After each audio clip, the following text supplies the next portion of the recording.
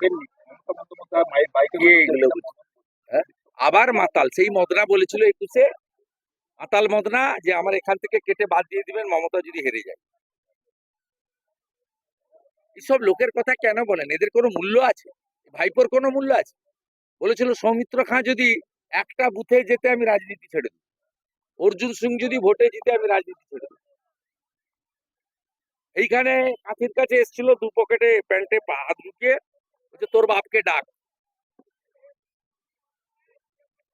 যত এসব করবে হারবে। এখানে বাইপাসের কাছে এসেছিল মুসলমানদের নিয়ে মিটিং করতে, এখানকার লোক হারিয়ে দিয়েছে। 8,200 ভোটে লিড আছে, 80,000 ভোটে অভিজিৎ গাঙ্গুলি জিতেছে।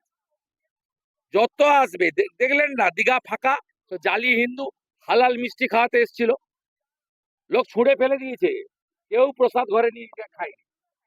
হ্যাঁ খায়নি।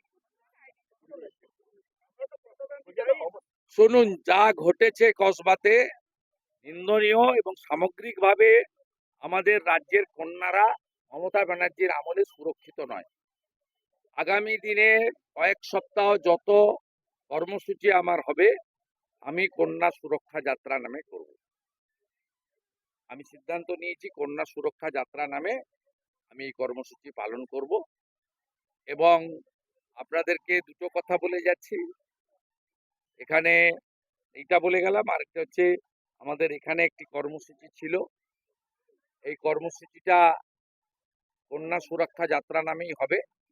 আমাদের এই ইন্দিরা মোড় বয়াল থেকে আমাদের বয়াল গ্রাম পঞ্চায়েত 2 গ্রাম পঞ্চায়েত অফিস অব্দি আগামী 7 তারিখে আমরা কয়েক হাজার লোক নিয়ে নন্দীগ্রাম 2 এর এই মন্ডল এবং নন্দীগ্রাম 1 এর একটা মন্ডল, এই দুটো মন্ডল মিলে আমরা কর্মসূচি করব। এবং আমার সমস্ত কর্মসূচি আমি কন্যা সুরক্ষা যাত্রা নামে আগামী দিনে করব, কারণ বাংলায় কন্যাদের, বোনেদের, দিদিদের বাঁচানোটা সবচেয়ে বেশি অগ্রাধিকার বলে আমি